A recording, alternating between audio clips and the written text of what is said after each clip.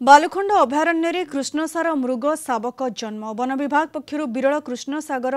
मृग वंश वृद्धि पाई प्रथम पर्यायर कोणार्क बालुखंड अभयारण्य जून 18 रे 6टी माई और 4टी अंडीरा कृष्णसार मृग छड़ा जाइथिला। एबे विरल मृग वंश वृद्धि पाई कृष्णसार शावक जन्म को नहीं खूब आनंदित परिवेश प्रेमी और वन कर्मचारी।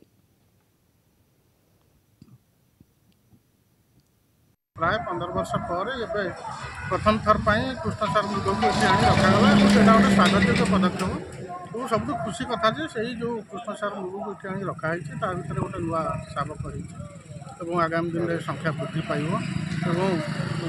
बालुखंड अभयारण्य कृष्णसार मृगर संख्या वृद्धि पाइले निश्चित परिवेश भित्तिक गोटे माहौल तैयारी हम और पर्यटक मान देखि खुशी हे और विशेषकर ये जो बालुखंड अभयारण्य कृष्णसार मृग दिन को दिन वृद्धि पाइले कालक्रमे किसी वंश कमिला और तार विभिन्न कारण अच्छी किंतु तापर आस्ते आस्ते आस्ते आस्ते कृष्णसार मृग जो संरक्षण दायित्व ठीक से निजी आज गोटे कृष्णसार शावक जन्म होती आम स्थानीय बासिंदा हिसाब से स्वागत जनाऊँ और स्वागत करुँ वन विभाग धन्यवाद दौर जहाँ से तत्परता सहित ये सब कार्य कर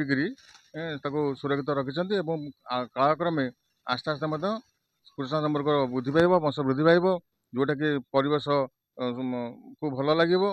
पर्यटक मैंने आकर्षित हेबे।